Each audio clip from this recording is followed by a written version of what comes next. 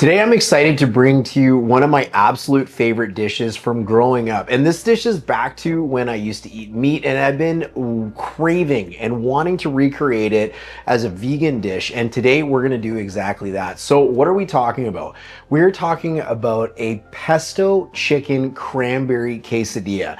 Now, if those flavors sound a little unfamiliar, I got a surprise for you. They are going to be unbelievable together. So where did this idea come from? Where did this dish come from? Well, it's originally a dish that I tried when I used to work at a restaurant that is synonymous with British Columbia, and in fact has moved over to parts of Ontario, but it's called Cactus Club. Really big, higher end restaurant chain in the lower mainland of BC. They have great service, great food, and they were great to me during my time that I was there. But this was one of the dishes that the staff absolutely loved. They would order it every single break and just enjoy it immensely. Now, this has been removed from the menu in many of the locations. You still can find it in some. So today we're gonna recreate that dish with some of the absolute most packed flavors that we can find, keep it completely plant-based, and it is going to be unbelievable. So where are we in time in this video right now? So I have done a little bit of a prep work to try and keep this video a little bit shorter for you. So I'm gonna bring you up to speed real quick. This right here is our pea pesto. You can make a lot of this because this can go on a ton of different things. We're going to be using it for our quesadilla today, but this is phenomenal on just pasta, and even the pickiest eaters in your home, like your children, will absolutely love this. So what went into it and how do we make it? Well, it's pretty simple. I started off in a plastic food processor that was hand spun, which you'll see me later on in the video pull out and actually get my big, more powerful one out because I was using frozen peas and the peas were still a little bit frozen. But nonetheless, I digress. In here, we've got about a cup to a cup and a half of fresh basil leaves.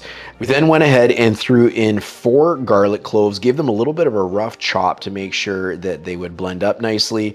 After that, we threw in 1 cup of green peas. Now, these were frozen. I did my best to defrost them a little bit, but I'm sure you're like me, where most of us keep our peas in the freezer, so you only have so much time in a day. We followed that up with about a 1/4 cup of Nutritional yeast, another 1/4 cup of sunflower seeds, but you could use pecans, walnuts, pumpkin seeds, whatever you've got in the house. A 1/4 cup of olive oil. We've got 1 full lemon that's been juiced and squeezed right into this, about 2 tablespoons, give or take, and some salt and pepper to taste. So knowing that my hand-turned food processor was not gonna get the job done, I brought out the big guns, and we're gonna blend this till it's nice and smooth. Once you've got it to the consistency that you want, you are gonna wanna give it a taste. It should be a little bit salty, a little bit acidic from the lemon, a little bit sweet from the peas, and all sorts of delicious. Of course, it's gotta taste good because everything needs to taste good to make this quesadilla be out of this world. So there's one other thing that I did to get ready in preparation for putting this quesadilla together, and that was to get my soy curls. Soy curls that would mimic the chicken, the flavor, the texture, and everything that went along with this delicious quesadilla. So if you're new to the channel and you haven't followed on how to get these soy curls ready in the past, I'm gonna give you a quick tutorial. First, you're gonna fill a medium to large size bowl up with some water. You're gonna pop your Butler soy curls into a nut milk bag, which is gonna help keep everything together nice and easy for you. And once that has soaked for probably about 10 to 15 minutes, you're gonna wanna squeeze as much of the liquid out of those soy curls as you can. You're gonna notice that the water is kind of this like mucky, yellowy, brownish color. That is all the bad soy flavors that we're trying to pull out of these curls. Once you've got round 1 in the books, you're gonna wanna actually do this again. Get another bowl of fresh water. You're gonna re-soak these soy curls one more time for about another 10 minutes. After that 10 minutes is up, you're gonna squeeze them like heck to get as much liquid out as you can. You're gonna notice you still have a little bit of that color in the bowl. And then finally, you're gonna drain that. And now you're gonna get some fresh water. You're gonna wanna throw about a tablespoon of salt in the water, as well as some bouillon. So whether you've got the liquid stuff or one of these cubes like I do, I'm just gonna chop it up so it blends a little bit easier and mixes into the water. And we're gonna let these soak for about another 10 to 20 minutes. The reason we're doing this is because we need flavor. These soy curls are literally just soy. There is no flavor to them. So by soaking them in this little bit of a bouillon bath, it's gonna give them the flavor that we're looking for. So when we actually bite into them, we taste some really good meaty type flavors. After they've had an opportunity to soak, we're going to squeeze the water out of that bag as much as we can one more time, because we wanna try and get that water out, because now it's time to dry these out a little bit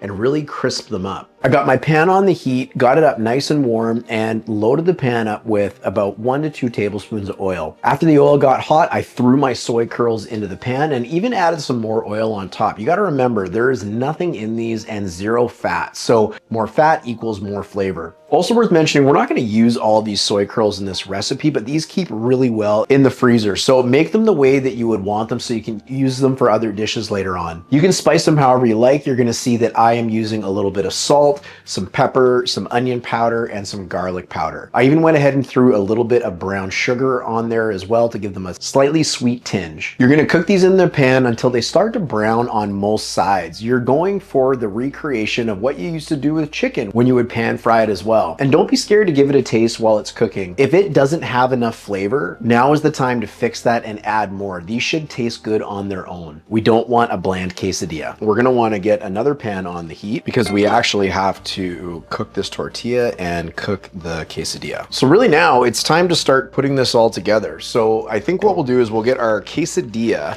on the cutting board here and we'll start building it and I'll show you what goes in this. So let's pull this out. We'll start with one, keep it nice and easy.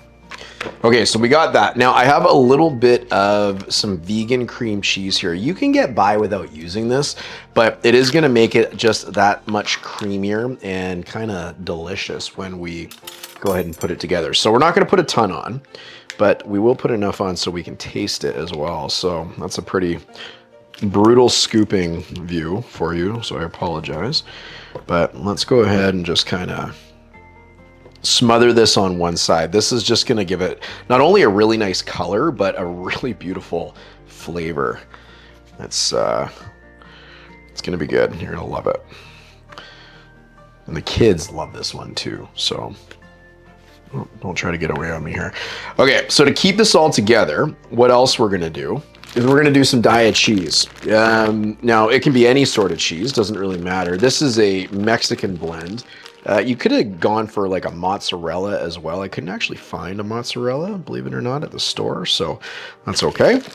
But I'm gonna use a little bit on this side too. I don't want to overload it too much, but we'll get enough there just to kind of use it as glue to keep everything together. And next we'll get our pea pesto on here, and we'll just do this on one side because we don't want to overload this thing too much.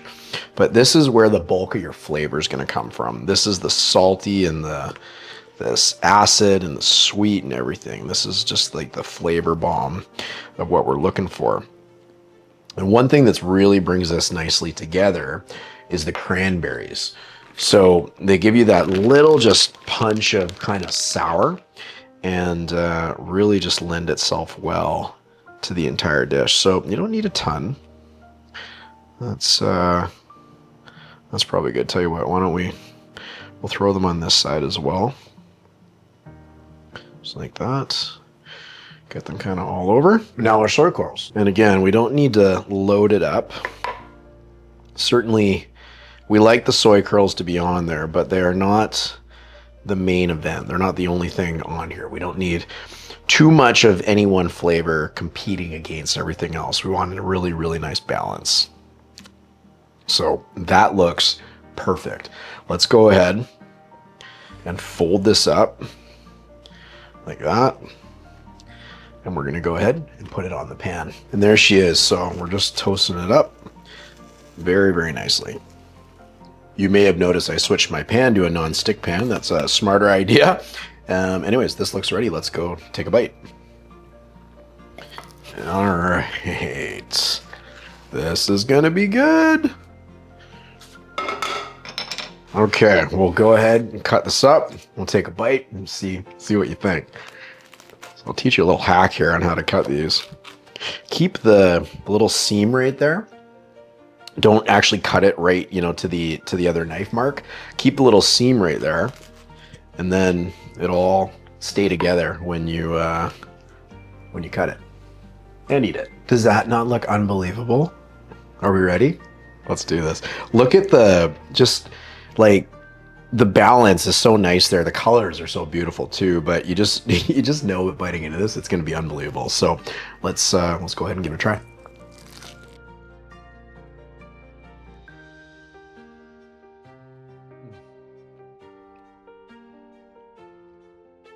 That is exactly how I remember it. I honestly can't even tell the difference that that's plant-based, to be honest with you. Just the creaminess of the cheese and the sweetness of the peas with that little hint of basil in it, and a little bit of saltiness from that too. And then you get hit with the acid or the sour of the cranberries and the soy curls in there to really just, add a little bit of structure and a little bit of chew to it, a little bit of bite. It's unbelievable.